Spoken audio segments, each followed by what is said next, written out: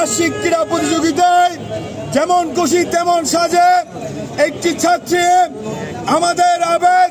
আমাদের অনুভূতি, বাংলাদেশের স্বাধীনতার ঘোষক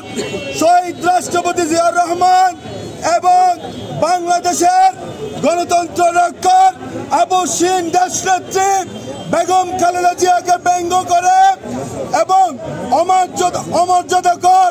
বাক্য ব্যবহার করে মানহানিকর অভিনয় করেছে। আমরা আজকের বিক্ষোভ মিছিল পরবর্তী সংক্ষিপ্ত সমাবেশে তার তীব্র নিন্দা এবং প্রতিবাদ জানাচ্ছি এবং তার সাথে সাথে হুঁশিয়ারি উচ্চারণ করে বলে দিতে চাই যে নেতার স্বাধীনতার ঘোষণার মাধ্যমে আজকের এই বাংলাদেশ যেই নেত্রীর আপসহীন ভূমিকার কারণে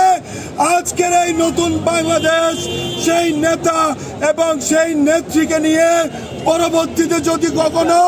কোনো ধরনের ব্যঙ্গাত্মক কোনো ধরনের বক্তব্য কিংবা কোনো ধরনের অভিনয় উপস্থাপন করা হয় তাহলে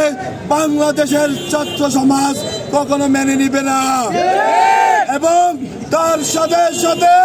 কক্সবাজার সরকারি কলেজের ইতিহাস বিভাগের দ্বিতীয় বর্ষের ছাত্রী সানজিদাকে বহিষ্কার করার দাবি জানাচ্ছি এবং তার সাথে সাথে একটি ধর্ম ব্যবসায়ী স্বাধীনতা বিরোধী রাজনৈতিক দলের এজেন্ডা বাস্তবায়নকারী অধ্যক্ষ সুলাইমানের পদত্যাগ দাবি করছি। একজন বারবার তিনবারের প্রধানমন্ত্রী দেশনেত্রী বেগম খালেদা জিয়া যেই নেত্রী দেশ ছেড়ে পালিয়ে যায়নি এই জনগণের জন্য, যেই নেত্রী এই বাংলাদেশের জন্মভূমিতে জন্মগ্রহণ করে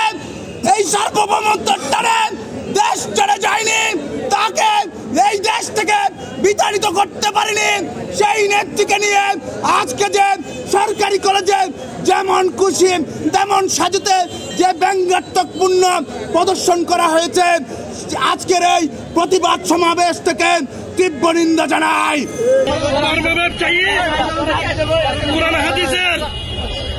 অপব্যাখ্যাকারী